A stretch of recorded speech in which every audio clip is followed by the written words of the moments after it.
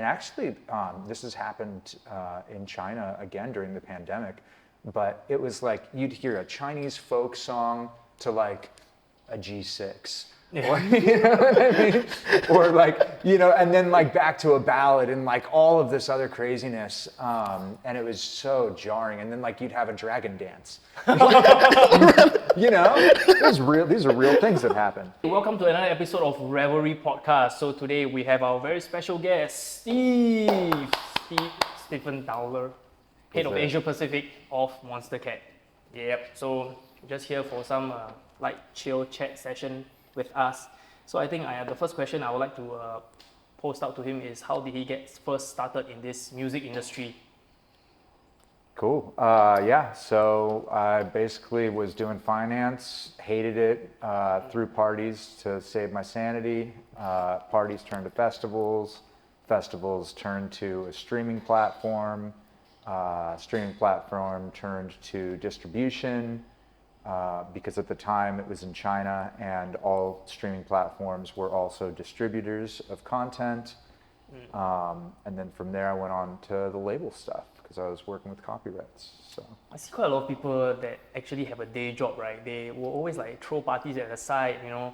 It's just because they love the music and then the energy as well, you know. Yeah. And then you slowly find yourself, hey, I'm already in the music industry already without even knowing it. Yeah, it's kind of how it happened for me as well. Wasn't planned by any stretch of the imagination. I have a friend that is a head of marketing of Seedly, you know, Ming Feng, right? Mm-hmm. And he's also part of Houseworks, which is like a house music collective here. Sure. And yeah, that's how, you know, we all begin. Yeah, a very good example is also like head of DJ City, also a promoter that became a DJ, and yeah. Well, I guess corporate life actually is super stressful that people want to get out and do something. I mean, some people like it, but I don't think it's really for the most of us. Mm-hmm. Yeah. It's good to have a channel to release. Yeah. Yeah. It's good for your health. But would you say that it's probably more wise to have a day job first before you like jump full on to like pursue your passion or something? Does that make sense? I'm sorry, was that a question you asked if I had a day job first? I mean, you had a day job, which is the finance sector, right? Right. But then when did you like feel like you can all into music? Oh, once I was making enough money from the parties that I could sustain myself. Ooh. Yeah. But isn't parties like very volatile, you know, up, down, yeah. up, down? Yeah. Yeah, it is. It very much is, which is why I was excited to get into the streaming platform and copyright side of stuff, right? I mean, shows is kind of just like going to the craps table, right? How long did you take from the time that you started this, you know, like throwing parties and everything, until the time that you made enough money to actually quit your day job, you know, like your normal I'm gonna job? say that would probably be 2 years. 2 years? Yeah. Yeah, I heard from quite a few people also 2 years. Like Justin O was telling me also 2 years. Yeah. You must have thrown a lot of sick parties, bro. We threw some good parties. Yeah. PX Productions, Shanghai. We did like pool parties, beach parties. We had a volleyball league. We did a lot of stuff. Bus tours, crawls, all that kind of fun stuff. Concerts. But for finance, where do you work at? Is it the States or? No. I was in Shanghai from when I was out of college. I ran a hot air balloon company back in the States. Oh. But when I had moved over to Shanghai, I started out because I studied international finance, and so I just kind of jumped into that. Was working with expats and all that kind of stuff, wealth management, I was just shady stuff. It's not good. Straight up boiler room stuff. Not something I'm proud of. Did not like it. I mean, the hot air balloon part sounds fun. Yesterday, I was just talking to my girlfriend about the hot air balloon. Right? I have like super fear of flights, and like I don't really foresee myself taking a hot air balloon. And then she's so disappointed because it's like one of her bucket lists. Yeah. But how is it? Is it like, you know, like you cannot steer it, right? Hot air balloon. You can kind of. You just go up and down. Right? Right. The wind to catch carries the you. different directions of the wind and that kind of You stuff. need to read winds, bro. Right. You know, like lick your finger and after that, just put it up there. It's more like you spit off the side and you watch which way it goes. That's actually a trick. I just watched an anime yesterday. They take their hat and they throw, and then they see where the head goes. And How many hats do you, if you the whole their head can respawn. The whole time, like let's say an hour flight, right? You're gonna throw like what, 30 hats every single time. I just keep on throwing. Sponsor. Sponsored Yeah. by hats. Yeah. You could probably take like one of those little like feather hacky sack things they got out here and drop Yeah, that off. correct. You know, kind of not the best for the environment though. And I think like working in finance is also like your salary is quite high compared to like most other job. And then the transition over to music, right, which is like traditionally known as the don't really make money kind of industry until you reach a certain point, right? Isn't it very scary? Yeah, there's also values, right? Like you get happiness from certain things, and Yeah. so you know you can. It's really about being happy at the end of the day. And if you're Yes. miserable in your job but you're making money, then you're not really getting what you want out of life, right? But if you're Exactly. happy, and I think what is it they say? Something like to the tune of. At least in America, it's $70,000 US. Once you hit that, then like the incremental happiness for extra money earned doesn't actually increase. It kind of stays the same. So. Your sense of fulfillment is not there. You know, your sense of fulfillment. Yeah, it's in it was so bad, man. Watch Boiler Room. It was not a good environment.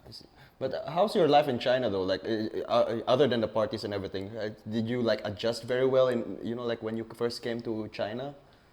To China? Mm-hmm. I mean, I started off over there doing a foreign exchange program. So, you know, I had help. We had like our group that we all came over with, and then, you know, our leader, the person that was responsible for us and all that. So, you know, I had an easy runway in. Actually, it's actually quite good that, you know, like you started off with overseas program, because, you know, like for me, when I came to I came to Hong Kong first. I studied there for 4 years, and yeah, I didn't know anybody. Yeah, like literally, it's like making friends every single day. Yeah, then coming to Singapore, same thing. Start from zero friends, zero everything. So just keep on making friends at the basketball court. Or But why the China market though in the first place? Funny story. I would say, it's Asia. I love Asia. Always have. You know, I did my first job doing foreign exchange students for host families, finding host families for Japanese college girls. But China specifically had the largest trade surplus between U.S. and China, you know, in the world. So. Just made sense, you know, from a business perspective. So I actually pivoted. I studied Japanese first for about 8 years, and then started studying Chinese. once I Damn, learned you are that. fluent in Japanese, right? Yeah, I was about to ask. Yeah. Oh, damn. Definitely not fluent. Fluent is such a subjective term, and it's far from the truth with Japanese at this Do you point. watch I haven't anime? used it forever. do you watch anime and all that? Do you read manga? And I all dabble. Dabble. Yeah, I dabble. Most people is like the other way. They so in love with Japanese anime and you know, manga and everything, right? And then from there they learn Japanese. But I think you are the other way, where you love the culture, then you learn the language. You know. Yeah, I mean, for that it was probably three things. I just loved Asia in general, because I also did Hapkido, Tangsido, and Taekwondo for about 7 years, from when I was like 7 years old. And you know, I was like teaching classes and the whole bit. But anyway, so you know, there was, you know, the Korea thing, the Japan thing, and then there was also sort of you know, the foreign exchange students thing, and then I was just absolutely obsessed with Final Fantasy, the series, right? And so it was one of those things where it was like, they only released a few in the States, and there was a bunch of unreleased versions, and I wanted to figure out how to translate them and so I could play them later on in life. So all those things together, by the time I hit junior high school, they offered Japanese, and I was like, yeah, let's just go for it. I'm surprised you didn't get into cosplay though. I don't know if that was really a thing. You know, at least when I was growing up, I never really saw cosplay around. Even though Comic-Con was like, I'm from San Diego, and so you know, you would quite think, big there. yeah, I like, you know, maybe when I was out of high school, I went to like one of those kind of conventions, but yeah, it wasn't really like in my peripheral that much. I'm gonna try to put him on the spot. Can you give us a Japanese rendition of "You Are Now Listening to Revelry" podcast? Oh, sure. 今は Revelry podcast. Okiteru. See, it's so bad. It's so rusty. We can put at our front like the Shade 45 radio. Yeah. Use that exact one. I'm sure it'll get all kinds of views. It's so not It's accurate. really bad these days. It takes me like you're 5 out of minutes to put practice. together a sentence. What's that? You're out of practice. So much so, yeah. And I think Japanese people are like very precise at their base nature. You know? Yeah. So like 80% is considered fail to them. You need to be like 95% at least. You know, that kind of work ethic for Japanese people. Yeah. Do you find so? They're hard workers. Yeah, they're Yeah. machines, man. Definitely. You know, Very technical. I know about some of my friends that work in a Japanese company, Singapore company that's Japanese branch, right? You have to be there 30 minutes early to consider be on time. Oh yeah? Right. I didn't know that. Yeah. And then then everything must be spot on. Yeah. Korea for sure. I remember Korea at one point when I was in college, they were the hardest working people. There's like an index where on one hand you have like the people who work the least and the people that work the most, and then like the efficiency and all of that. But in terms of hours put in, Korea worked the most out of any country in the world, at least a decade ago. I think Damn. close to like 6-7 years ago, somewhere in there, or maybe even close to a decade ago, they stopped the 6-day work week. Oh, that's But- the default 6-day week. Yeah, I'll never forget. I mean, they love coffee so much more than just about anybody I've ever met as a nation.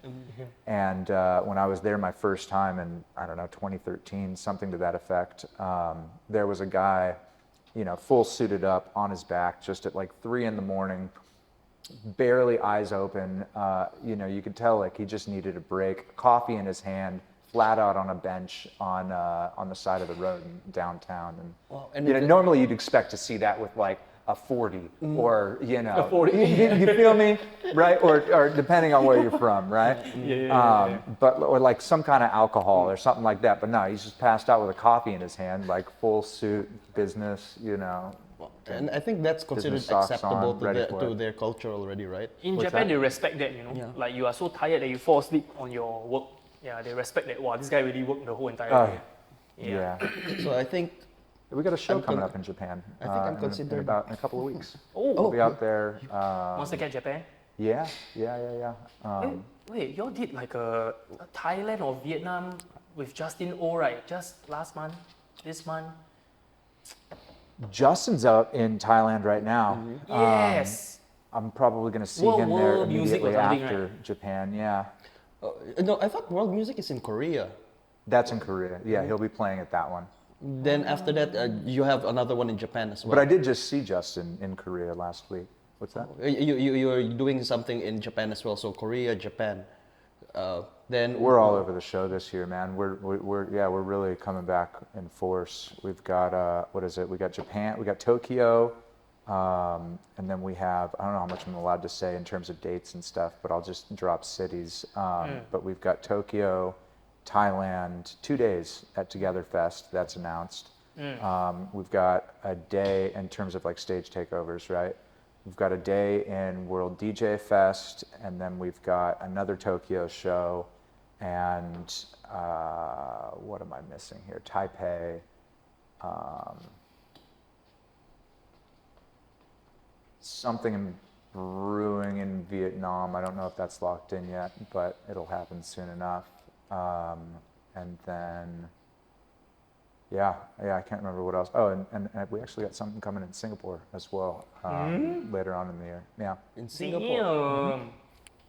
Damn. Yeah. So, am I expecting Justin in Singapore? I'm gonna let's go Hai Di Lao again, man. Justin, if you're watching this, let's go Hai Di Lao again. Yeah, We're taking a lot of leave dates to find Justin in Korea, man. Yeah, this, we're going this to coming Korea. June. Yeah, hopefully it gets all approved. Yeah. I'm sorry, you're doing what to find Justin? We took leave from our day job. We worked at the same place. yeah. Yeah. Uh-huh. And we're going to Korea just to find Justin. Oh, cool. You guys going to be at WDJF? June? Yeah, it's early June. That's right. Yeah, it's like June 4th and 5th or something like Oh that. no, we're gonna be there. we're like He's gonna be there at 8th. I'm gonna be there at 9th. Oh, so right after. Dang, just missing it, huh? Yeah. Because 4th, we're gonna do like revelry our Yeah, own fair. night. Yeah. It's fair. Yeah. Yeah. Can't be everywhere at once. Yeah. So you Guys, know, like my- you've been through all these countries in Asia, right? What's the top 3 countries you think is the, you know, like their nightlife, their partying is really like something that you really, you know, Yeah, it hit the spot. That's tough. That's so tough. Asia specifically, right? I'm biased. Shanghai is my one true love. So Shanghai represent. I'm with you people. Miss you. What else beyond that? Dude, it's tough.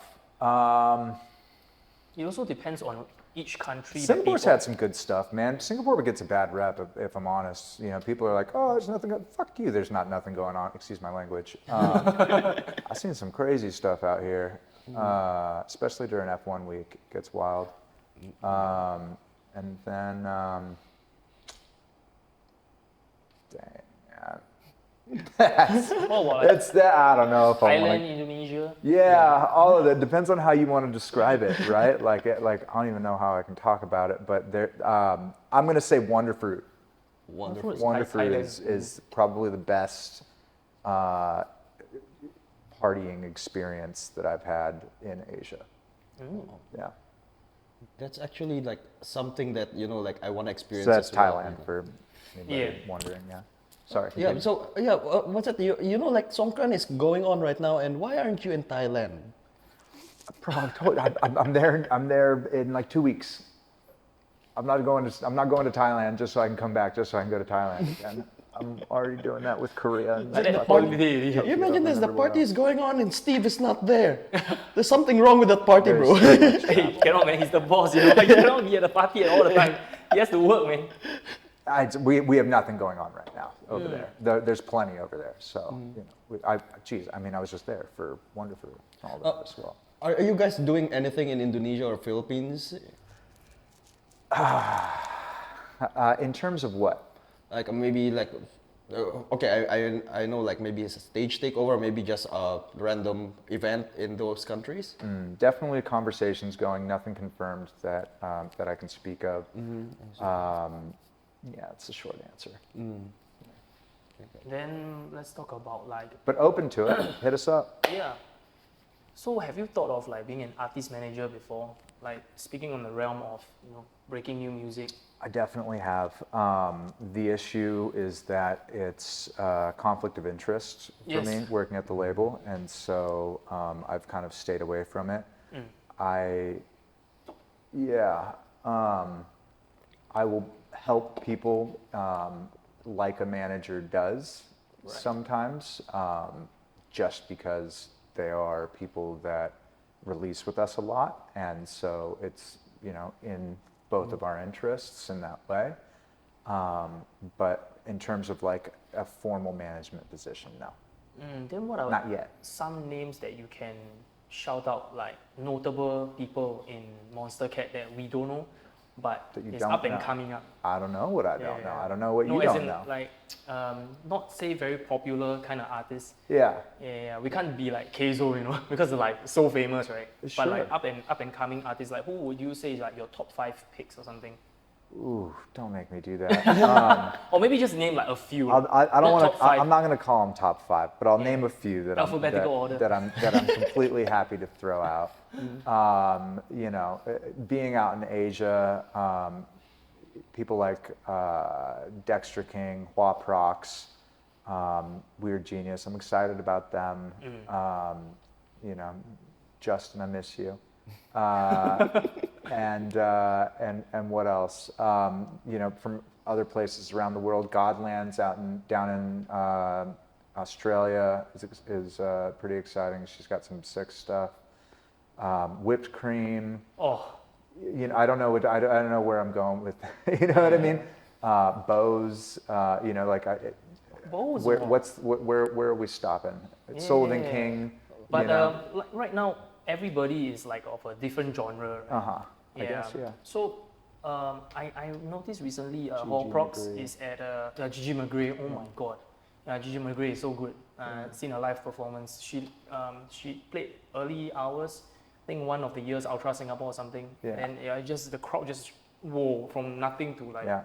Tony Romero too. Don't sleep on Tony Romero. Oh that guy yeah, is I just got like he puts out some of my favorite a few music. months ago. Tony Romero, the book. so good. Yeah. So for I remember recently there's a conference that you got Hoaprox Yeah. to Singapore, right? That's right. I was there, and then what kind of sound would you say that he's producing, and like how would you fit him into like Monstercat, the different subdivision like Instinct or He's probably leaning more uncaged these days. Uncaged? Yeah, bass music, that kind of stuff. right? And having like playlists, we manage our own playlists as well. I feel that there's so much difficulty in which you want to decide, does this song belong in this playlist or this playlist, you know? So how do you all have like that distinction between Instinct and Uncaged? And because you know And there's Silk. Huh? And Silk. And Silk. Oh, Yeah. and the new I'm tapping on the mic there. Yeah, Silk. So we've got those three labels, right? So Monstercat would be like the umbrella company, and then underneath we've got Uncaged, Instinct, and Silk. Uncaged is more of like that ferocious, heavy-hitting, the heavy monster sound. As trap. corny as that is. Sure, yeah, I hate genres. Genres are dumb. And personal opinion. Then for Instinct, it's more of that like fun, melodic, like keep the party going type of music, you know? Is it more vocals? Yeah, vocally, definitely. Very much so. And then Silk is much more like chilled out, emotive, euphoric type of vibes, right? Yeah. Okay. So when you run a Monstercat festival, do you have like the Instinct stage, Uncaged stage, or Silk stage? Or just Monstercat stage? We're gonna say one day on the roadmap. We're building Monstercat compound. We just moved into a bigger venue. Yeah, it's growing real fast back in Vancouver, and so currently I think we've only had 2 stages in that, and one is like the main Monstercat stage, and then we also like to work with the community, and so we'll bring in like local labels or local partners to run another stage. But yeah, it's something that we got started not too long before the pandemic, had to go on hold, but is still definitely building and fast. Yeah, it's growing fast. I think we had like 10,000 plus 11,000, something like that on the last one. Whoa. All right. Well, that's You pretty know. good. Yeah, it's growing. Yeah, but I think overseas is a really different scale. Like you see Thailand alone, right? They throw like 3 music festivals a year, a month. Yeah, so it's like so often- Songkran's stupid, man. Yeah, it's taken over my entire feed. Yeah, you can't run from it. Yeah, but I feel like FOMO AF on this. You know, like all my friends, every time I see my feed on Instagram, Facebook, it's always Songkran. Justin just posted Songkran as well. Then like, Ray posted Songkran as well. All these artists that we met on the ship and everything. Everybody's It's like, so not easy to be an artist. You have to be seen everywhere, and you still have to make records. You have to sign deals, and you still have to prepare your set. And yeah, wow, it's like a non-stop. I don't understand how they can be everywhere all times. You know, it's very. You gotta get a team, man. yeah, Yeah. they have to get a team. Yeah, which blows my mind still, because Justin was telling me that he handles the bulk of the stuff himself, which is like so insane. And then I look at his Monstercat wiki, the amount of genres he have. Yeah. Crazy, in the scene for very long. Yeah, he's got a head for branding.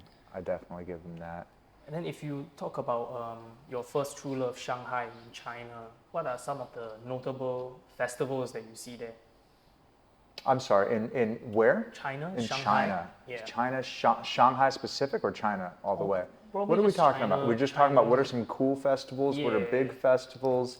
Yeah. Oh man. Like so much good memories just flooding. All right. It's so hard for me to talk about without bias, right? Right. MIDI Music Festival, I think, is the rawest, most just visceral, cool thing that China's ever put out. It's also like the largest music, or sorry, the oldest music festival brand, or our oldest music brand throwing festivals, excuse me. Yeah, MIDI's sick. But I mean, like, you know, you got to give it up to Storm for creating the electronic music industry out there. Storm is like the mainstream. Yeah. Of course, Intro for being the first, and you know, pioneering that. And I can't remember when it was, 2009 or something. Yeah. What else? Cool stuff like Shalanaya, and I never even did Dragonburn, but I always wanted to. You know, yeah, and then and all love and respect, and I can't wait to see you guys again. VAC, ISY, Jungle. Oh. They all definitely deserve their name in the I hat. believe you have like a long working history with Storm, right? Yeah, I was one of the founding members. Yeah. Yeah, that's the thing. Maybe you can tell us a little bit more about like how that went and what's the direction that they are trying to push, because I think they undergo a hiatus of some sort, right? Yeah, and then I heard they are re-emerging, and specifically in Singapore. Yeah, I can't speak to that. Oh, yeah. yeah, that's something I gotta refrain from. But I can tell you about the history. Yes, please. Yes. Yeah. So being a founding member, how did that idea come into play? Because what there was only like MIDI music festival, right? And it's MIDI No, festival. I mean there was a couple of festivals, right? There was MIDI, there was Jay-Z, there was some other like C-pop festivals, of course, as well. Right. But in terms of like electronic, it was just Intro and MIDI Electronic Music Festival, which I actually was also a founder of. Damn. Yeah, it was the first one in Shanghai in 2012. And then, yeah, it was just Intro and MIDI Electronic at that time. Is MIDI music festival something like sample music festival in the Europe, where it's just basically like stripped down version of like turntablism, MIDI controller, showcases? Is it like reminiscent of the US NAMM show? No, what? No? NAMM is, we're talking about the music instrument conference? What are we talking about? Yeah, something like that. NAMM music conference. Right. Where it's like No, really it's not showcasing. not a conference. No, MIDI is just raw energy, man. It's just Right. pure. So MIDI is so dope. It's all Chinese acts for the most part, right? It's all very domestic, and it's like back when I first moved there, like again, electronic music wasn't really a thing. Everybody was into like rock and like, you know, punk or metal or anything like that, you know, probably like 2008-ish. Yeah. And, you know, electronic music was just music that was 酒吧音乐, right? There was no Oh. right? It was just like the kind of music that Yeah. you hear when you go out and drink at the clubs. But yeah, rock was it. And so it was just a bunch of rockers, man. And but like a special China breed of rockers, and it was just so raw is the best way I can put it. It was awesome. Yeah. Rock, punk, and a mosh pit culture.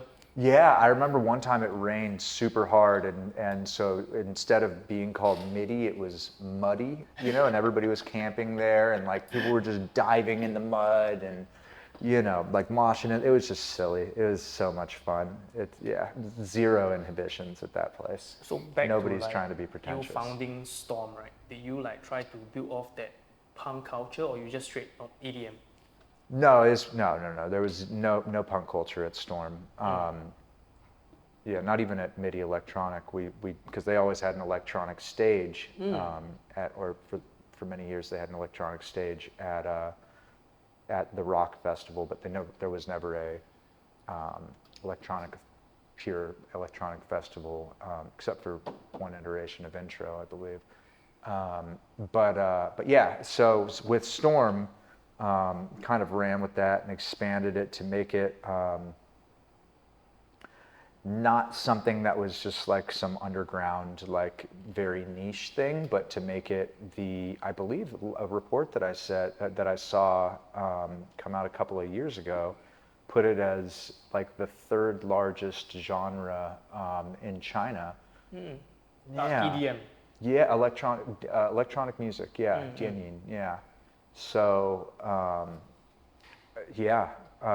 it was a huge transformation. But we did not use rock and roll. No. There was. What was the, you know, like, okay, right now, because I'm actually trying to do something like, you know, like that in the Philippines, because right now they're mostly playing pop and rock, reggae, and all this stuff. So we're actually doing something that to push EDM as well. How did you guys manage to, like, you know? Yeah. So it was a lot of education. It was a lot of education. So we sunk a lot of dollars. You know, I guess partially was, you know, trial by fire. You figure it out as you go. But you know, we spent a lot of marketing on just letting people know what electronic music is. That was the whole point of the platform, right? It was like a beat port for China. You know, but also very streaming focused and free, but with downloads too. And so, you know, that was also like a blog, and, you know, like we had to like go and like tell people about the genres, and like this is called electronic music and all of that. But I think one of probably the most impactful things that we did was we made a collaboration between Wong Lee Home, who is very, that's right, and Avicii. That's exactly right. And that was really funny because at the time, really nobody really understood electronic music, knew what it was, wasn't a concept. And so if you listen to that track called, what is it? I think Lose Myself, Wong Wall or something like that. It's like half ballad, half electronic music. So like and there's a short documentary on this, and you can kind of see how they both powerhouses coming together to try and find like something that they're both happy with. Yes. You know what I mean? It was. So that was orchestrated by Storm. That's correct. Yeah, wow. But it was made so that it was specifically able to be sung in KTVs, right? Okay. You understand? Yeah, like that was like a very primary goal. So that way, because it's a Chinese thing, you know. KTVs are a big deal. Very. That was entertainment for most of China at that time, right? That's actually a But good that Storm is a record label, not a music festival. No, that's the whole thing. So we didn't make a dime off of that. Oh. We didn't know about copyrights and all of this stuff, right? We just knew how to throw parties and festivals and really big ones. And so, but the whole label side, we had no idea what we were doing. That was all like complete trial by fire. I figured I was eventually tasked with figuring that out for the company. And thank goodness was able to connect with a guy named Kirosh, who is a very prominent lawyer in the space, and he taught me most of what I know. But before, you know, you don't know what you don't know, right? And so at that time, we hadn't really started. Like all we knew is we needed to educate, you know, and the rest kind of fell into place as we went forward. We did a bunch of those, right? Tiesto and Jane Jong, Jolene and Alesso, and you know, every year we'd have something. You know, like you're throwing all these festivals, and you said that, you know, like the first few times you didn't really make money out of it. So how do you actually, you know, like, is it from your own pocket, the money, or you're finding some sponsors, or?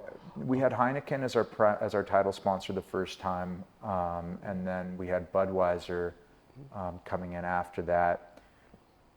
Budweiser, God bless you, did have a. They added a lot to the culture, is what they did. Budweiser did a lot for the culture, and became very synonymous for a while with electronic music. So they still do a lot for the culture in China. But yeah, so And of course, investors and these kinds of things. Yeah. Who was your first EDM booking for Storm? What's that? Who's your first big DJ booking for Storm Music Festival? Define mine. Like, who do you book for Storm? Like, let's say 2008, right? You started Storm. Oh no, that was 2013. 2013. Yeah. And who's the first headliner that you all booked? Yeah, I didn't do the booking in 2013. I didn't do the booking ever. But I did influence some of it. I was able to get us to have Dennis Ferrer and Chemical Brothers. Whoa. And who else? I can't Super even relevant remember. back then, man. Some, I guess, yeah. Just dope ass acts. But yeah, I think, who was it? Afrojack? Was Afrojack like our first year's headliner? That's my idol, man. Yeah, but how did the crowd receive it? Because I think this is the very first time that San EDM, Holo. yeah, What's San that? Holo. I got him to book San Holo. Yeah. Yeah. So I think that was the first time where EDM is seen at that scale in China. Yeah. So how did the people react? Were they like too overwhelmed, or they are like very receptive? Oh, I don't know. It was actually like a lot of foreigners the first year, and then very quickly, like I'll tell you what we did do right is we had a really good after movie team. Oh. Yeah, we had some really cool after movies, and that was able to build for. Plus, like with the power of Budweiser coming in and the marketing that they allowed us to do, it enabled us to build something really cool pretty quickly.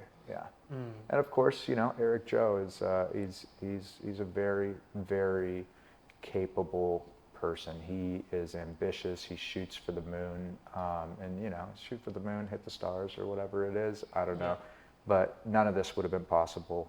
The electronic music industry would not be anything like it was or it is today, if it even is today, or would be without Eric Joe. So I can't take that from him.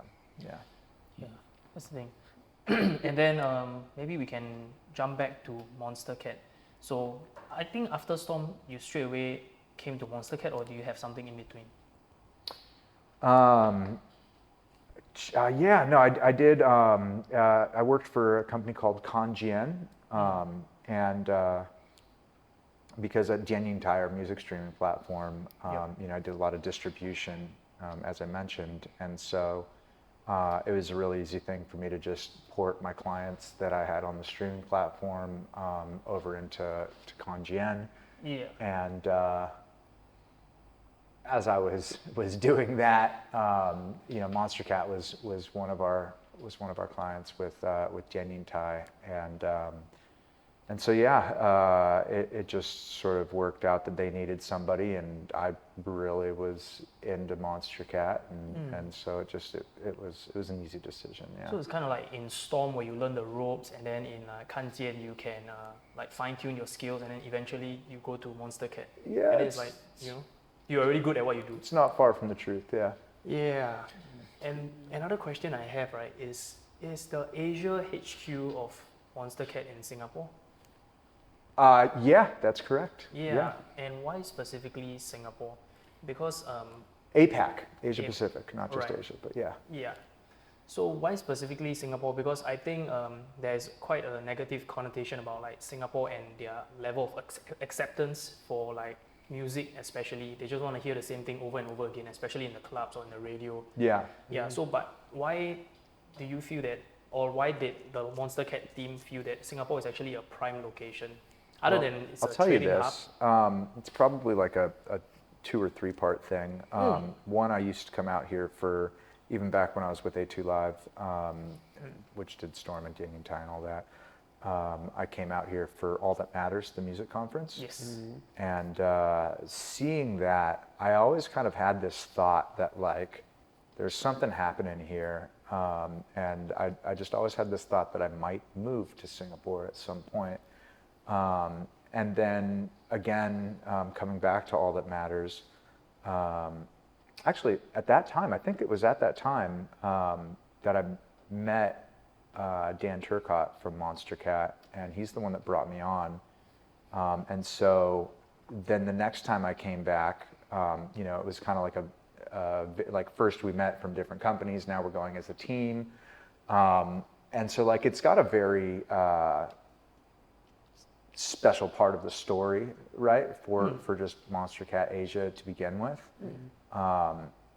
And you know, Dan Turcotte's the guy that set up the deals, direct deals with Tencent and NetEase when they were playing the exclusive wars, and nobody could do that. Everybody had to be either NetEase or Tencent. He was one of the first people, maybe the first, one of the first certainly, that was able to go direct to both. That's exactly right.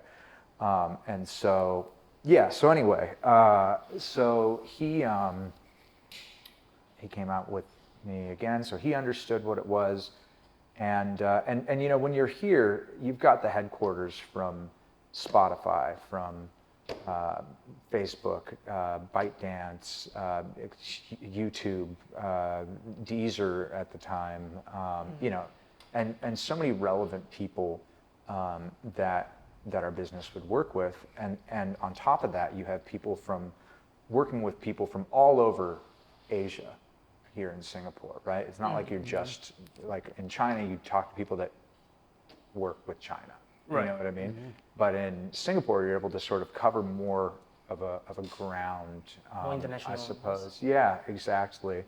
I had already been in China for over 10 years, and so my network was getting diminishing marginal returns, you know? And so it felt like a good move for me to sort of expand somewhere. Right. Singapore was a very easy next choice, especially because of the time zone, still get to use Mandarin and all of that. I will say there was a moment where Spinnin opened up their office out here where it kind of like sparked a flag back home, like, hey, what's going on out here, you know? And that probably gave me the opportunity that I needed to be able to do that. But ultimately it was a directive from headquarters. I guess it is like Singapore is like a financial hub that allows all these things to happen, and then all your HQ is like coincidentally or purposefully located here because of that fact. Yeah, but then the thing is, when it comes to breaking new artists, it leads me to the next point, which is like breaking new artists, right? I have this like quite a funny analogy that I have with quite a lot of Singaporean musicians. So I don't know if you guys got played Pokemon before, the Game Boy game. What? Who? Pokemon? Pokemon? What are we talking about? Yes, everybody's played Pokemon. Come on now. I I don't know you, man. Dude, you are like. I told you I'm like a Final Fantasy geek, right? Dude, Like I'm I'm done so with video confused games. when I say Pokemon, man. He probably has a guy's like Charizard trolling card me. in his house right now. Maybe You know? he wins some PS championship, but we don't even know. Do you have What the a PSA heck? 10 Charizard? I have a shiny Charizard, as a matter of fact, shit. and I've got the full arcade thing where you can just like come and like put your cards in and like we can battle. You know, Holy like you'd find them in like the 7-Elevens in Hey, Taiwan. oh man, I saw damn. that in Plaza Sing. I think Plaza Sing has that. We're in the face of an expert. Actually, one of my best friends was one of the developers for Pokemon Go. Funny enough. Damn. Pokemon Go. Andy, I just called you out, bitch. Sorry. So basically, right, Singapore, I feel like it's like Viridian City where we are the home of the 8th badge, you know. And then Yeah. we can't do anything about it, but to go and collect badges from other places, then before coming back to our town and be accepted. So you look at examples like JJ Lin or like Mern or whatever, they make like Wukong. You talking about going to like Yeah. these different Pokemon Yeah. trainers places? Yeah, you collect your badge, that's right? funny. Okay, Yeah, that's sure. Singaporean That's they so will accept funny. you. It actually feels that way, you know. Like here in Singapore, it's like you cannot really grow unless you get the badges from other places, you know. Then That's you come back a hilarious. hero. Yeah. Yeah, that's certainly part of the strategy, man. Is being able to go and be successful overseas, you know, and show like a use case for that. That's 100% part of the strategy. That's funny. I've never heard that analogy before. I just thought of that like last week. Yeah. Yeah, I mean, it makes sense, right? You know, you need to be able to have a large data set or like number of followers and that kind of thing. You can, we've got limited population to work with here, right? It's just part of it. So, but that's like with a lot of countries, right? You need to like, I don't know, if you're in the UK, you probably are, it's probably similar. Like you probably got to go to France, you probably got to go to Germany, you probably got to do States and I don't know, wherever else, But I think in the States, they really have the let's support each other culture. Yeah. Okay. Sure. Do you? Yeah, maybe. Do you find it? Yeah. It's like, hey, let's all go to this guy's baseball game, something like that. Yeah. I'll give. Yeah. Yes. So I think there can be somewhat easier, but then also there's much more talents out there also. So they're also fighting a different like war. That too. Yeah, because I know of a friend. That's a problem in a lot of places. I'm sorry. Yeah. So I have a friend that has a band. Every song 10, 16 million views, but no Singaporeans know. Yeah, and people in Vietnam, people in Korea like idolize them. So until they do those shows and then they come back to Singapore, and Singapore is like, whoa, these guys, Yeah. But you know what? They didn't get 10 million views, just yesterday, They have 10 million views yesterday. What changed today, Yeah, and the difference, the different level of reverence comes into play when you have recognition from overseas. It's just like that. Yeah. How's like in the US, right? Is it really very like okay, basically in Singapore, when if you want to grow famous or become a real artist, right, you need to get out of the country or whatever. But in the US, you need to grow it from let's say your town or your hood. Then after that, you get. And you got to go to different following there, states and different cities too, right? It's kind of the same thing. Like Singapore is a country, but it's also like a city state. It's like it's the size of a city as well, right? And so and so. In the same way, like if you're just big in San Diego or you're just big in I don't know, Nashville or LA even, I imagine you probably like need to go beyond just LA to really get to that next level, right? I think the difference is that I guess it's easier to tour around the US because it's still in the same country. Then you get to tour around. Then in I'll Asia, give you that. So for the visa thing, now that's something right there. Because like you could almost consider like each state as a different country in terms of like size and population and all of that, right? But they all speak the same language, which is nice. And then beyond that, you don't have to worry about the visas, and the visas can be annoying.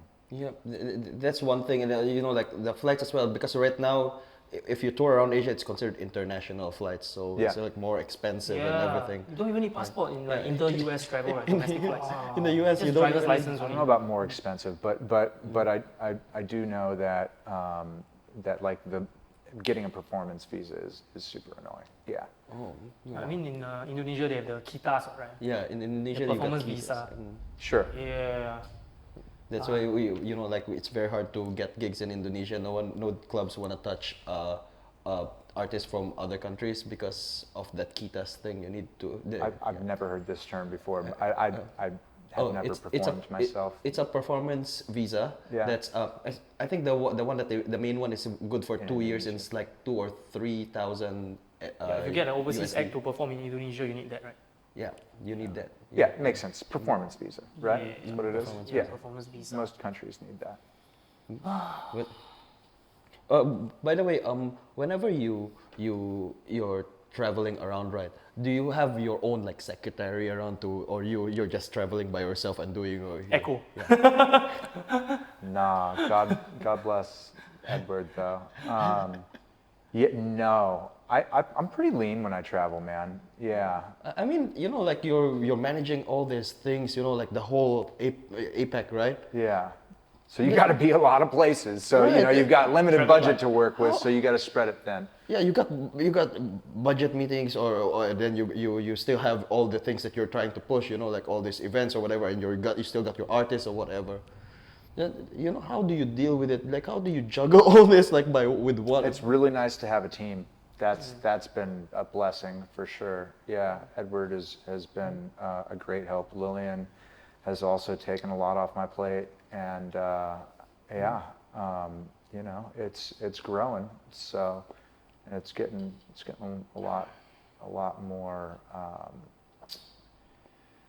I guess efficient, so that way I'm able to go and do more, right? Instead of like just China or like just China and Vietnam, and like we're able to like really start. So like last year I was able to start really going down into like Australia as well, and start really like owning the APAC title instead of just Asia, you know? So as your, you know, like Monstercat here in Asia is growing. Yeah. Of course, you know, like one day you're gonna actually like open up new positions in your team as well, because everybody's gonna be very packed with work, right? So. God willing, yeah. You know, if we stay on the upward trajectory there, yeah. I can see that, you know, like your artists here in Asia is actually really growing as well. You know, like they're really like, they're all over my feed now. Oh, cool. Like who? Yeah, especially Justin. Okay. I don't know why he's in my Facebook. I'm not friends with him in Facebook, but I see him in my Facebook. And then like, what's going on? Why is Justin in my Facebook? Then was it in Instagram? He's also there as well. Then yeah. Who else? Okay. So basically, whenever you market all these guys, right? What are the main challenges that you actually face to actually like make them feel like they're still relevant? You know, is it up to you or up to the artist to do that? You know, like their posts and everything. Is it up to you guys or? I don't touch any of that. Every once in a while, I'll advise or something to that effect. But you know, like specifically, like in China, I think we just sent out or will be sending out like sort of a how-to for people to be able to manage their Chinese socials, because it's a completely different ecosystem and all that, and a lot of people don't even understand where to begin. So, you know, in that sense, we'll kind of help out, but there's no way I'm day-to-day man. We work with over 100 artists every year because everything's on like a release-by-release basis. And so, yeah, there's. Speaking of release, right? Do you all have such thing as like a release runway or something like embargo of sorts? Like for example, okay, we're gonna put out a huge, I don't know, like Mern single or Keizo single or one, right? So Mern and Keizo, you cannot push out anything for like 2 months until that drop date. So it's like to build suspense. Is there such a thing? I'm sorry, so are we talking about having the demo approved, or are we talking about like since the last demo, or since the last release, or what are we talking about? Yeah, since the last release. Since the last release, we wouldn't want to do anything within the space of a month. At a minimum of a month, yeah. Right. Yeah. And then like, are they able to release with like other labels or like they are exclusive? No, we don't do anything exclusive, so everything is non-exclusive, yeah. Right. 50-50 across the board. Wow. Because I believe most labels are 80-20, like maybe major label, but maybe Monstercat's independent label is like a little bit different. The split is like more towards the artist's favor. I don't know, that's something that we just did. Monstercat sort of like grew in a bubble, you know, in Toronto and Vancouver, and so it was kind of outside of the normal music industry norms, I guess, standards or whatever, and so it just seemed right to do a 50-50 deal, and it's kind of like a values system for us. Like we've had artists be like, well, take more and invest more, and it's like, we're gonna invest what we're gonna invest, and we're gonna take 50% because it needs to be a partnership, and I don't, you know what I mean? Like it's like both of us going in. Another successful platform that does 50-50 is YouTube also. Yeah. Yeah, and then compared to other platforms like maybe like TikTok or whatever, I think TikTok takes like 95% and the creator only takes 5%. Like for example, KSI, one YouTuber that has like 20 over million subscribers on YouTube, only got like $3,000 for 1 year of posting on TikTok. So there's like a wage disparity. And I guess that's why a lot of people stay loyal to YouTube or even convert from TikTok to YouTube. I guess that's probably the same with Monstercat as well. And that's why you have like a loyal list of artists that, you know, they know that their work is being compensated for at the best rates possible. Well, that's the whole point, is having also people want to work with us because they want to work with us, and not being like locked into a deal where they just have to put out something, you know. The connection is better, you know, because I come to you, you know, that kind of thing. Yeah, that's exactly right. Yeah. So So like speaking on like breaking artists, because our friend here also wants to step into the DJ booking realm. So how would you say is the best way? I guess that's what he's asking about. Hey, how do you do so many things? Like what's your sleep schedule like? Because his sleep schedule is a freaking mess, you know. So he want to learn from you. So another thing that probably you can like teach all of us, right, is how would you like break a new artist? Like for example, I'm not very sure if you are very familiar with the K-pop realm. But have you heard of this new K-pop girl group called New Jeans? He probably dances to their like TikTok Pokemon. on that, man. What's that? You probably been dancing on TikTok with their music or something. Yeah, my dance moves aren't as good as they used to be, so You learn 3 stay different back. martial arts, man. Should be like normal, you know. Yeah, I do less of that these days on TikTok anyway. But yeah, of course, I've heard of New Jeans. Why are we bringing them up? So because they only released 6 singles, and their marketing strategy is very different from your traditional K-pop group, where they will drop singles of individual members, and then before they collate everybody as a band, or they will do stuff before. But then they want to market them as organically as it looks. So they release the music without even like sending out any promotional photos of the girls. Yeah, so which is like very I actually don't know about this. Yeah, this which is is very interesting. counterintuitive.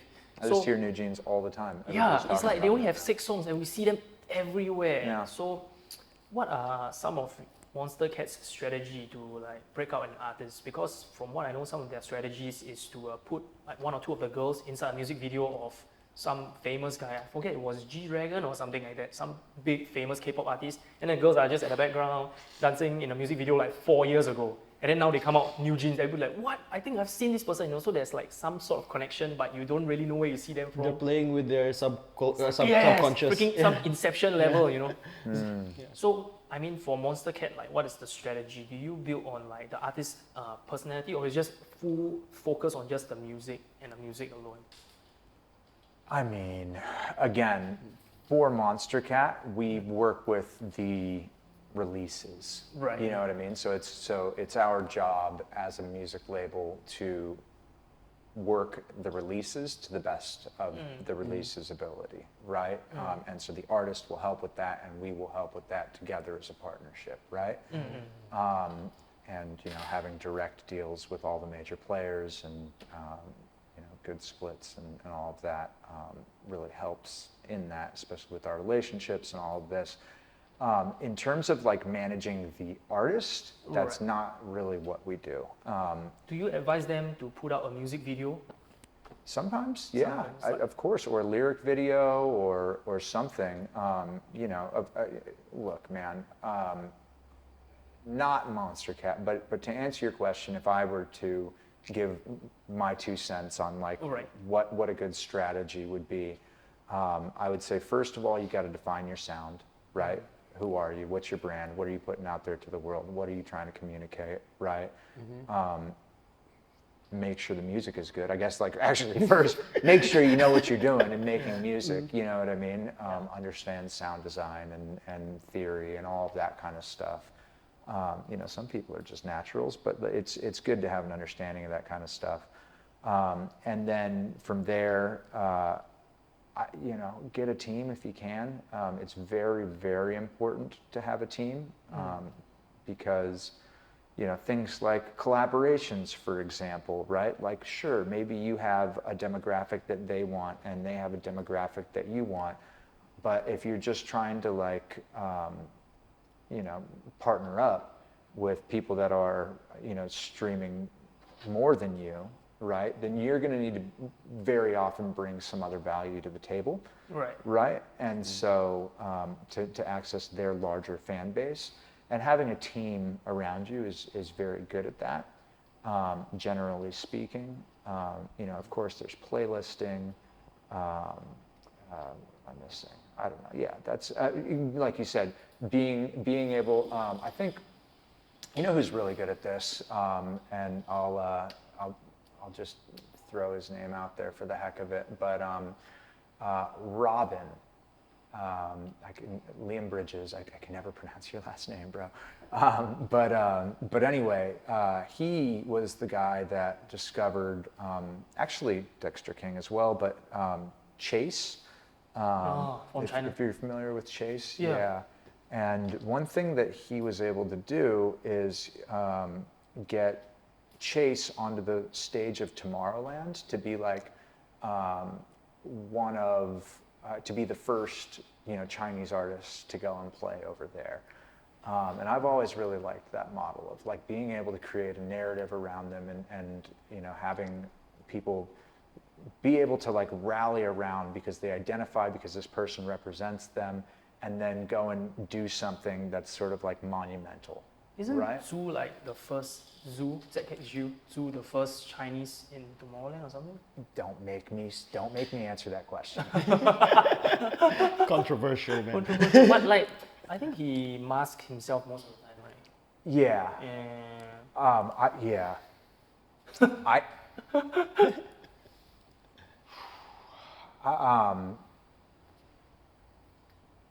He didn't spend a lot of time in mainland China growing up. Right.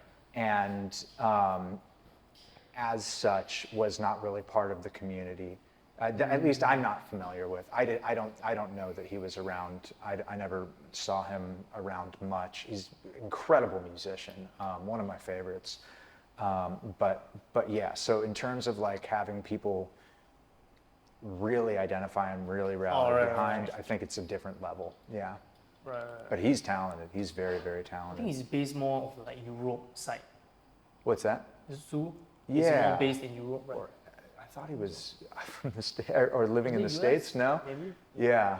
Yeah, but the sound is very like parents are techno, deep house kind from of sound. Taiwan. What's that? His sound is very like techno, deep house kind of thing. So I was like automatically assuming that it's probably gonna be like Europe. Yeah. Yeah. So currently, what's the biggest artist you have on Monstercat? Currently, at this moment. Yeah. I mean, I don't know. We just put out something with Excision a few weeks ago. I don't know really how to say like what is currently our artist, because again, we work with releases and not the artist. But I'd say that's in recent history probably the largest artist. Is Illenium? He did a part of the collaboration with Illenium hasn't released with us. But he did a collaboration with Sullivan King, who's really been killing it. Yeah. Huge. Yeah. And even Excision has its own music festival, dude. It's crazy. Yeah. He's like literally a one-man company. It's crazy, man. He's a show, man. I will say a funny story about Sullivan, though. So one of my last music festival in China, before moving, we had a stage at VAC, Vision and Color Music Festival in Wuhan, China. When was this? Just before? What's that? Just before the outbreak? This was November of 2019. Literally weeks. Yeah. I mean, I was at November Nanjing, 2019. November 2019 also. Oh, were you? I was Nanjing. Yeah, it's crazy, man. Yeah, it's super near, man. Yeah. So, Glad to be but anyway, alive. so Sully was on that stage. We had Marshmallow, Troy Boy, or not Marshmallow, excuse me, Slushy, Troy Boy. Although we did give Marshmallow his first triple platinum record. But what else? I think there was like Riot or who else? Tokyo Machine for sure. And but anyway, yeah, that was wild Sullivan King story. And then I went from there to a conference in India, but nobody got sick around me. I didn't get sick, so you know what I mean. I guess I was good. And then I went back to the States, and then I couldn't get back into China. Yeah. So I ended up having to like move out of China by video call and have my IE there move everything with the company. It was crazy. Yeah, I was like a refugee in my own hometown for 4 months. Oh damn, Vision and Color this one? Yeah, it's the 2019, one. right? Yeah. Crazy, man. Yeah, I got a good lineup, huh? Huge, what, TJR, Virtual Riot, Zomboy, wow, man. Yeah, so what's the funny story about Sullivan King? Funny. Oh no, funny he stuff. was there Oh, he was there. with us Yeah. at like, you know, I don't know if we call it ground outbreak. zero or whatever. Yeah. But yeah, he was. It's quite a social media personality, you know. Like if you Yeah, look he at his shared that IG stories, experience it's with funny me. and shit. Yeah. Yeah. He's a personality, man. We did a partnership with Smite. And so, you know, of course he's like up there wailing away on the guitar, hard rock and that whole thing. He'd kill it at MIDI. But we did a partnership with a video game called Smite. And we had like, what do you call them, anthems or whatever, where, you know, of course you get your skin. Smite's like, if you're not familiar, it's like a MOBA game, right? And you know, 5v5 or whatever it is. And so you have your skins, and we had a battle pass and all of that. But you know, so part of the battle pass was when you do certain things and perform certain actions, you have certain sounds that'll go off, right? And so he recorded a whole bunch of these in the most Sullivan King-esque of voices. And one that I can never shake from my, go play Smite and get the 5v5 Sullivan King turn-based. skin. What's that? 5v5 like turn-based. Yeah, kind of game. well, no, not turn-based. No, like League of Legends or okay, Dota. or Dota, exactly. Yeah. But it's just a different perspective, Right. right? So I forget what that's called, third-person perspective or Yeah, something like yeah, that, correct. right? But anyway, when you get a pentakill, you don't just get a pentakill, you get a fucking Sullivan King fucking pentakill. It's probably just right. We got a limiter, Yeah, don't worry. yeah, no, I know. But he's a performer. Yeah, he's killing it. Go Sully. And then let's just look at like maybe upcoming genres. Like of course, you know, since 2019, I didn't house do that music. justice, by the way. Yeah, Sorry, continue. House music, yeah. house music like took over since 2019 till now, and then techno slightly took over. So Where? like in the world, like in the main Kind of. stage. Yeah, sort of. Yeah. I mean, yeah, like in the West, I don't Yeah. see that happening out here nearly as much, though. Yeah, Do here you? we are still hard dance music. That's you know, right. We are still. Do you feel that Asia is gonna catch up to what the West is doing, or we're just gonna, you know, come to a point where we just start our own thing? Well, see, it's really interesting, right? Because, you know, Asia did technically start their own things, right? You know, Right, you've yeah, got of things course. like Manyao, you've got things like Tuhai, and like, you know, Viet House. Vina House, that's yeah. right. Yeah. And so, you know what I really see taking off out here is probably Speed House is something I'm watching pretty closely. Yeah, House of Panda, he's an interesting guy. He House of was Panda, able- Australia. I don't know where he's Yeah. originally from, but anyway, yeah, he was able to get that on Spotify as like a genre, and it seems like we just did Yeah, a, dude. a Under release main with stage. Chill, Under main stage category, Speed House. I guess, yeah. Yeah. Yeah, dude. right. They created So- a new genre called main stage. And inside there got 5 genres, and one of the genres is Speed House. Yeah, Dude, what the fuck? I feel like that's got legs in Asia. I don't know if, and I think that like this hard dance and this style is taken off because it's like much closer to like, especially when the world shut down, right? Because bass was huge out here, you know, and it's still like people respect bass and it's got its following.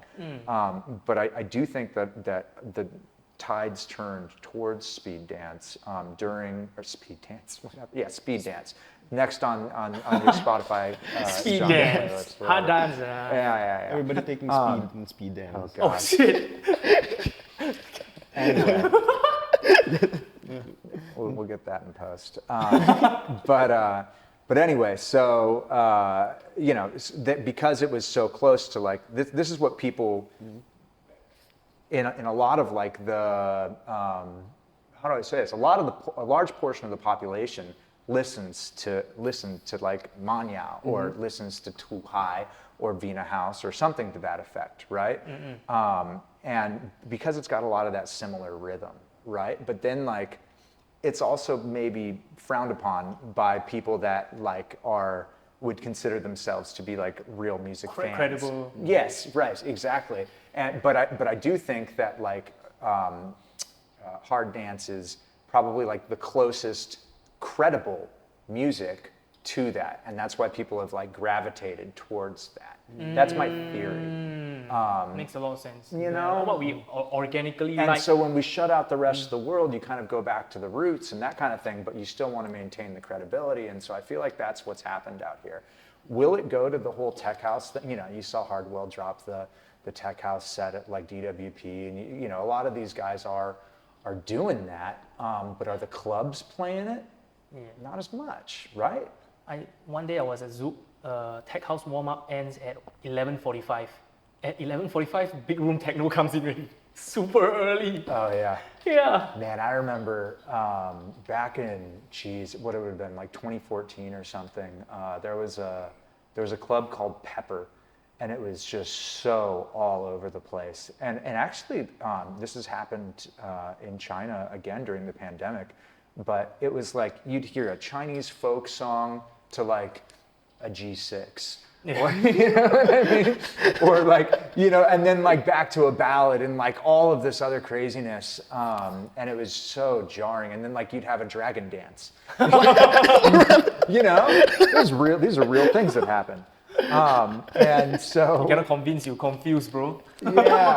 Yeah. Where Oh is shit, this the crowd's place? clearing. Let's put on Dragon Dance, let's go. I would love to go to that place. I man. will, It's I like will add really, my ENT, bro. yeah, imagine you're like just drinking, like what the can heck ride is in. happening? I wasn't complaining. You know, like my phone was out. Whoa. But I mean, at least I wasn't complaining about the dragon dance. Yeah. But the music flow was super jarring.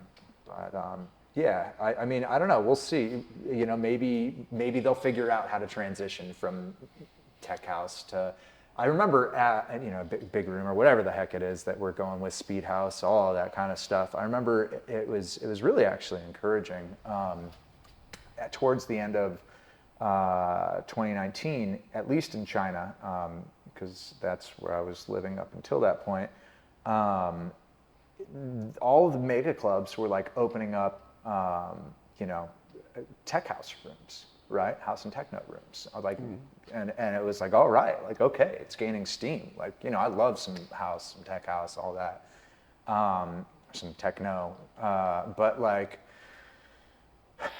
yeah, no, the pandemic just slapped everybody in the face, and you know, out of it grew, at least in China, you got the bounce music, and then the Vina house really took over because, again, it was that kind of not so greatly produced stuff, but then, you know, other labels, which I will probably leave unnamed for whatever purposes, came and like took a song and then or like popular songs like that and then like reproduced them, you know, to give them a more polished, finished sound, and with that we're able to like take that pretty far across China, certainly, and a lot of Asia, Southeast Asia, but now I think hip hop's doing like most of the work in China these days. Yeah, they even got like a Hiphop in marquee booking, where they big book like They got Saipi. Masaway coming up. Oh wait, I don't know. No, never mind. Yeah. I don't know. Yeah, I don't know anything about anything. Masaway probably. I don't gonna know. Be headlining. I don't know. I remember I saw them their first time in Singapore at Cherry Club. That was cool.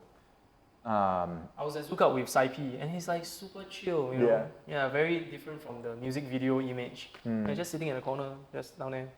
Yeah. Chill. Yeah, he's dope. That guy's cool. Yeah, speaking of Speed House, I think Speed House is like the perfect marriage between the East and the West, I feel. I'm really watching it.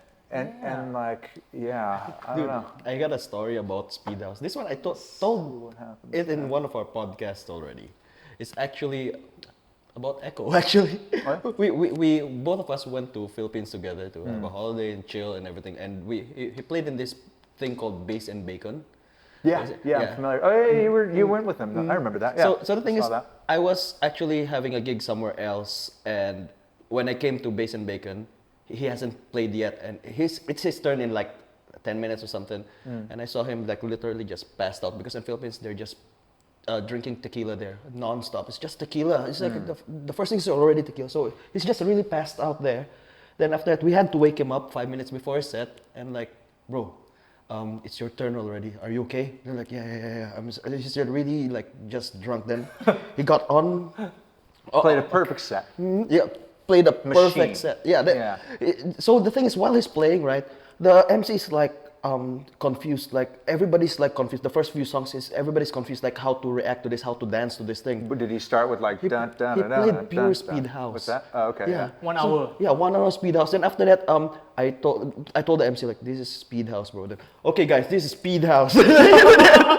You don't know. The MC don't know what a song it is. Then after that, when they saw me and some other people that's like that knows the genre and everything and how we like party with it, everybody went there and like really partied hard with his set. His set is actually one of the best sets that they actually had that night. I think in Philippines also the predominant genre is like pop and hip hop, you know. So I think they are very used to like the slow groove kind. And when they come in the speed house, you hit them with the Yeah, with the then speed. when he introduced that to them, right? It's like from not knowing the genre to loving the genre. I think they like it, but they don't know how to react. Yeah. Yeah, then after his set, right? After Echo's set, it's a funny picture. To it's paint. like he's sober because he was pumping like so super hard, sweating and everything, and partying with He becomes everybody. sober. Yeah, he was sober. Like when they came out of the booth, Sweated right? It's like, himself yeah, here. guys, let's go eat. That's where he lost most of his weight. Yeah, but He's been cutting back. Yeah. Hey, he's that was cutting a lot, actually a man. really good marriage coming way up, gotta to get those introduce photos, right. a genre to them, to a country or to a place, you know. Were you saying just doing a live show? Doing a live show and like everybody literally don't know the genre and everybody's just playing their own sound, but actually it worked. Like everybody's like open to new sound. Yeah. And when I saw it live, right, like this is actually what being a DJ is supposed to be like. You know, like you're introducing something new to the crowd and everything, and like really like everybody's enjoying it. Like, yeah. And I feel like that's one of the things that actually like I want to see more in the future. You know, like artists just introducing their stuff and everybody's like from not knowing how to react to actually like, oh, this is It's like the actually job of a good. DJ though, right? It's like Yeah. first you give them something that they, you know, maybe recognize a little bit. I don't know. I think that's kind of a formula. Different DJs obviously do it, but I would purport that very often a good DJ will gain the crowd's trust by playing them often something that they have some sort of recognition of, whether they know the song or not. And then, you know, taking them on a journey of stuff that they want to introduce them to. And then like coming back, you know, if there's ever, and you know, obviously reading the vibes of the crowd and all of that, but you know, gaining trust and then taking them on a journey, I think are the two key things. Like weave in and out of the bangers. Right, kind of, yeah, exactly. Like, you know, see how far you can take them, you know what I mean? Yes. Push the boundaries, right? Like, show them some new stuff and, I mean, and Dom fuck their Dowler head up, also- excuse my language, a little bit. Yeah. I mean, Dowler also recently released this statement, right? If you're gonna watch a DJ set and expect it to be a punchy compilation of their top Spotify records, please do everyone a favor and listen it from the couch at home. It's all about the journey. I mean, that's what we are paid to do. Yeah. And I think the bigger you are or the more famous you are, you have more liberty or authority to take people on a journey. Like, you know, people will listen to a 64 bar build up from Carl Cox. But if I do a 16 bar build up, people will be bored of it, you know. Yeah. Dude, Carl's playing at the Pyramids next month. Man. Yeah, dude. It's so Pyramid of crazy. Giza. Yeah, Crazy. yeah, it's gonna be nutty. When they I'm like- announced I'm- it, right? I'm- Like I was like thinking, Is it Tempted under to Boiler go. Room? What's that? Is it under Boiler Room or Resistance? I think it's a group called Plus. Or like a new circle, is it? I know that they've worked with Circle. I think they've got some Circle stuff on their Instagram. Right. But I don't know that it is Damn. Circle. I think it's just, yeah, I don't know who these people are. Yeah. I actually want to, like when they announced that Gonna thing, find right? out though. I'm looking into them. I actually want to, like in my head, like how are they going to put up the stage on this thing? Like, is it like Where's gonna the be on speaker? top of the pyramid? Like, where's the Bro, stage? they Where put is the it? speaker inside the Sphinx, the mouth. Yeah, how is he gonna climb up the pyramid if it's gonna be on top? Like, is it gonna be like a helo up there, then drop down, or maybe he needs to climb up all the way? They crane Carl Cox up. Yeah, how is it gonna happen? Like just a lot of things going on in my head. Like, yeah, Yeah, but it's damn crazy because the last time he played at Cue a the castle. aliens gift. Sorry. Yeah. yeah. Anyway, yeah. Yeah, Carl Cox is going to play at very iconic locations, including like a French castle, the Chateau, don't know Just a what. legend, man. Yeah, Yeah. yeah, yeah. So yeah, of course, he being the forefather or founding father of like techno or something like that, the first person. I don't know that. Yeah. He's definitely an iconic figure. Yeah, I iconic mean, figure. Yeah. There are people that created the first techno sounds, but I guess he's probably the one that popularized it in a way. Yeah, oh, definitely. I mean, Yeah. he's a pillar Yes. and a legend of house and techno, undoubtedly. And I think techno is one of the very few genres where they look a lot into DJing skills more Yeah. than like producing records. Yeah, I realize, like when they do on vinyl and then they'll be very technical and then oftentimes they are like 4 decks and with multiple controllers and they're like manipulating it in so many ways. I got to be backstage with Ritchie Rawtin the other day. And Yeah. the manager is super energetic. Even I him, love it's it. like, was he found? I don't know, craft work. You know what I mean? Anyway. Yeah. Yeah. So he's literally on a tractor and I think it was Ableton or Logic or something, and then Yeah. he's like programming the beats Sure, live, yeah. and then the CJ was just looping 4 beats, and then he's just Sipping adding. some sake. Yeah. Right. Yes, sipping sake. Yeah, Yes, correct. undoubtedly.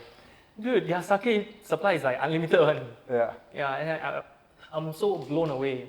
Yeah, so Yeah. many things is happening, and they are also recording the ambient sound of the crowd. Yeah, they have like multiple shotgun mics all over him. Yeah. Sick. Yeah, so it really is it's a show, and it really reminds me of like hip hop music, where DJing is actually an art, but not so much in like your typical. That was such a Yeah. loaded statement. No, but When DJing was an art. You're talking about turntablism. no, not only turntablism, but like DJing. Let's just say like DJing properly. Like for example, you decide how long you want to mix, or how short you want to mix. It's also like an intent, rather than just like. Do you copy-paste. not do that here and now? No, the thing is we do it, but then the thing is like I cannot say the same for a lot of DJs, and I know of certain DJs right when before you take over them and you see that it's just a thumb drive of a 1 hour song, a 1 hour mix. And I'm not gonna drop names, but yeah. So I believe that's called not proper DJing. That's garbage. Yeah. But I'm not going anywhere near that. That's no. But I would report yet again Yes, that DJing is still an art. of course. Yeah. Some choose to participate in that, and Yes. some choose to just pre-record a set and then press play. Yep. And that's a good way to get paid for some people. And perhaps even at like higher levels, and we're not going to name names. Yes. But The common theme in this podcast. yeah. They want to make sure that they don't mess up and they give like the best performance and experience to the crowd possible. And if the crowd can't tell the difference, then like that's how they're trying to operate. What am I going to say? Yeah, but I also understand like in a festival you cannot really freestyle too much because you're also in sync with your crew and the visuals and everything and the fireworks. So a lot of the shows, there are some shows where you cannot really freestyle where it is like an orchestra, there's a certain arrangement and the set list and the duration. So yeah, I understand that. But then for most part where you're like playing in a club, it's supposed to be a little bit more fluid and how Interactive. Yeah, interactive. Yeah. Yeah. To a degree. Yeah. To a degree. I mean, you want to have like a set list prepared and that kind of stuff, but if they're not feeling it, you want to be able to have the ability to pivot. Yeah. When you're releasing tracks, right? Does radio still work? Of course. Like Depends on the territory, but of course, radio is huge in the States. It's huge in Australia, for example. Europe. It's places where specifically in places, that's exactly right. Specifically in places where the majority of people have cars and drive, radio is a big deal. When you're dealing with places that have great public transportation, it's not quite as big of a deal. But in terms of places where people drive a lot, where the majority of people drive, then yeah, it's important. Spotify is like, do you feel like Spotify is taking over most of the pie of that AirPlay thing? Because Spotify now, you can actually plug in your phone or connect to Bluetooth and everything and play Spotify instead of like listening to radio. I'll say they're definitely taking Spotify. Spotify is way more influential than depending on the territory, anything else, right? It's obviously doesn't have a reach in some territories, right? Specifically China or others, but yeah, it's very, very important to have like a pitching strategy. I think, so basically as a For distributor, playlists. as a distributor of music, right? You actually need to put this into consideration as well. Like whenever, let's say you release in China, you're actually gonna be releasing more of it in the radios, I guess, or like let's say a song or whatever, you're gonna release it on the radios, I guess, more, or you're doing it equally among all platforms. I'm sorry, what we're just talking about in general? In general, just in general. It's tough, man.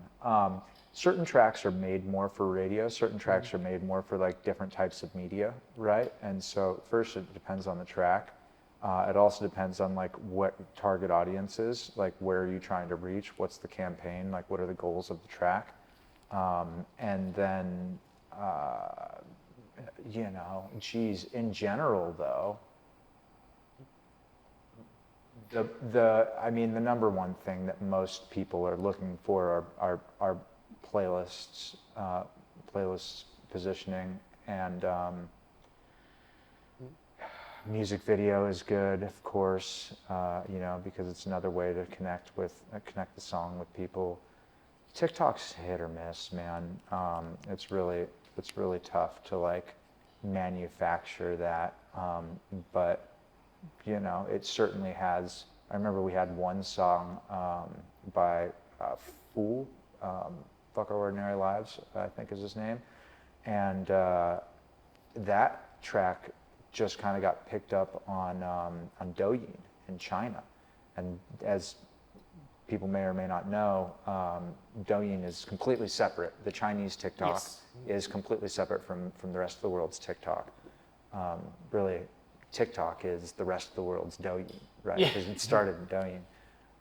But it was able to like go viral on there, and then penetrate even through the Great Firewall, and go viral in the rest of the world as well, and I like to give us some credit for that because we have a huge Douyin following, but of course it was great music at the same time,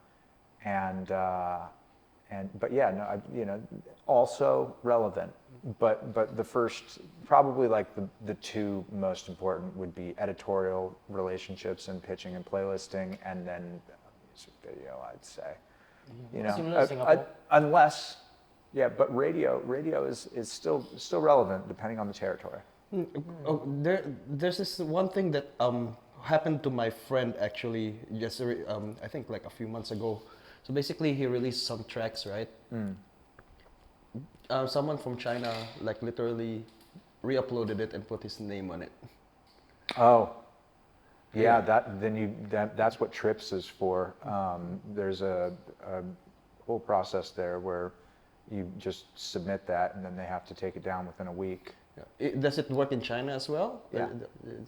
So the thing is, what's it called? Trips. I forget the actual acronym, but TRIPS or TRIPPS or something like that. It's something that came out of the World Trade Organization. So World Trade Organization members all subscribe to trips, and I think for the most part, yeah.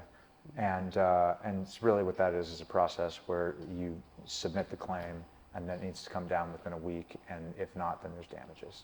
I see. Because the thing about him is he's not signed to any labels or whatever. He just releases his himself. So Right, yeah, but he needs to do everything. You know, like he gotta doesn't. get a team, man. But yeah, I mean, if he can go and talk and tell the platform, and he can prove the project file, you know, then they need to take that down. And if they don't, that's the whole thing.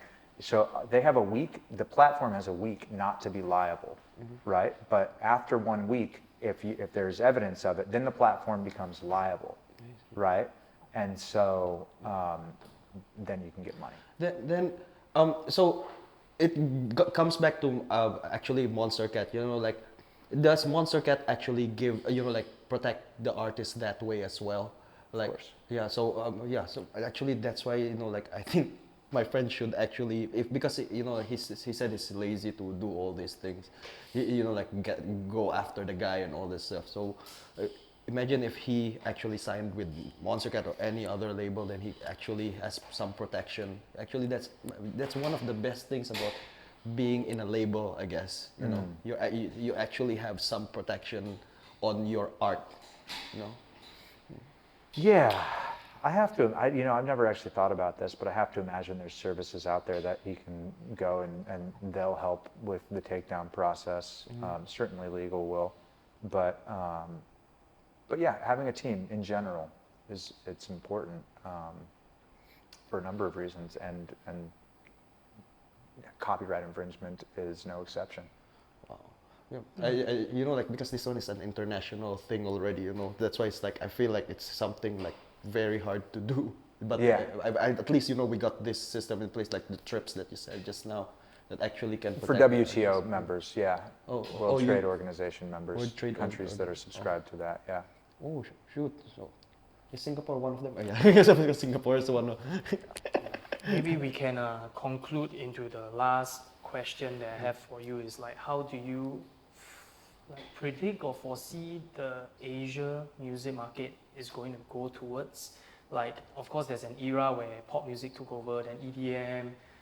We're not even talking about sub-genres of EDM, but like the future of like Asia music. Yeah, how is it? Such a big question, man. Yeah, but I would say probably in the next 5 years, how would you see Monstercat or can be Monstercat, or can be, what do you think the next steps are, like the best steps to take? And what's the future? Then now we're talking. Now we have multiple questions. It's like maybe you can just answer one. Like, what do you see the future state of music in Asia is going to sound like? Is it going to be more EDM? Is it going to sound like? Oh, like I said, I don't know. We kind of covered this. I will say, if you want to talk about the music industry in general, I think that it is. There are definitely eyes on Asia, specifically Korea, right now. I think the latest IFPI report had 3 of the top 10 recording artists from Korea. So, I mean, people are looking this way. Yep. Definitely.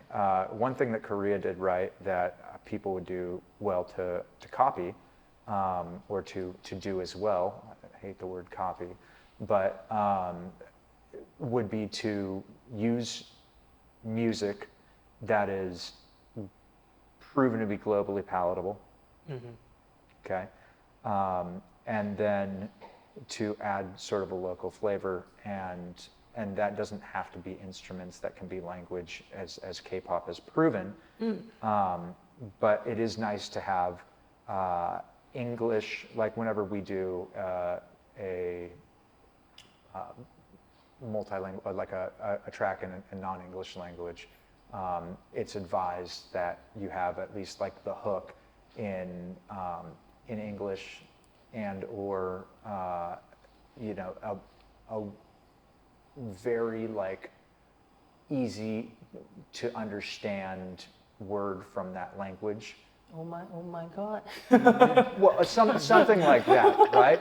Like most people know Sawadee Ka. Yeah. You know what I mean? Or most people know Konnichiwa. But you feel me, right? Yeah. Or something to that effect. Yeah. And so, you know, if you're able to, you know, have something that's like in a hook, if you want it to be commercially successful, something that people can like understand, right? Yeah, it's like Speed House, you know, marrying the East And and the identify West. or relate with, right? But yeah, that's right. That's why that's a big part of why I'm looking at Speed House, because it's kind of like, right, you've got like the tech got house house. stuff and the house and right, or whatever, and then you've got the like the hard dancey stuff, and like that's happening here, but like the West is trying to push that, and so like that's kind of, I think, maybe where they're going to meet in the middle. I don't know. Yeah. I don't know. But this is a good hypothesis, you know. It makes sense, Yeah, right? I don't know. And then and then you've got what else? The things that like Asia we need to grow and work on is I think that right. I think everybody can learn from the K-pop model a little bit if we really want to talk about like making a global difference, right? Making a global impact. And another would be the copyright structure is very fragmented, and just Asia is very fragmented in general, as we were talking about with the visas and all of that. So, you know, international associations to set sort of standards, right? Like Europe is, you know, I mean, Europe is Europe, right? But they're able to very easily and have a lot of consistency, I should say, within their copyrights, right, and their laws therein. Whereas, you know, Asia, there's a lot of places where it's still very different, right, from one place to another, and so it's really hard to understand where you can monetize your copyrights, right? So kind of having an association or a coalition and maybe even like some guidelines, or I don't even know, such as TRIPS did, right? Or as World Trade Organization, but something for music I think would be really beneficial, and especially as it relates to like copyright management organizations, CMOs, and PROs and all of that for publishing, but yeah, so that's something that needs to be worked on if Asia is really going to be able to provide opportunity that's going to allow to become like a real global player, right? Yeah. Yeah, it starts at home, and then what else? And then my last thing would be that. Oh, I'm gonna cheat and I'm gonna check my notes because I knew this question was coming. Where are we It's a at? very difficult question to answer. Yeah. Like, Oh yeah. I think that what is it? Western and Chinese platforms really Western. I think like actually Chinese platforms. If we're talking about the Asian music market as a whole, I think that specifically Tencent and NetEase platforms like QQ Tencent platforms like QQ and Kugo and Kuo, and then NetEase with NetEase Cloud Music, because they're in this sort of lagoon, just like I was talking about with how we sort of came to be, as opposed like outside the ocean, sort of like in a bubble, able to try new things, right? And whereas like you've seen traditionally, China would copy a lot of stuff from the West and then mass produce it, and that was kind of like what it was. More recently, you've seen a lot coming out of China, and then sort of being absorbed by the West, right? Like live streaming, for example, or Douyin, short video, and a lot of these new technologies. And with this, in the same breath, I feel like the music platforms there will continue to influence the rest of the world with with their functionality, and thereby watching that and sort of playing into that, being ready for that is something that can also really help become and make a global impact. So that's probably that would be my 1, 2, and 3 cents. Yeah, this is a very good answer for just such a short time. Yeah, we definitely can have like a podcast part 2 to complete the rest of the answer to this. But yeah, it's very accurate, it's very true what's happening before and now. Yeah, like right now the West is also taking some inspiration from Asia. Yeah. Yep. This is really very, like, I learned a lot from this podcast actually. Dude, perfect, man. Yeah, we do this podcast. It's like free education for us and for our viewers. Learning every day. Yeah. Thanks a lot for coming, man. But Thank you so much, Steve. Yeah. Thanks for having me. Likewise. Yeah. We're doing the camera thumbs up. Crash soon.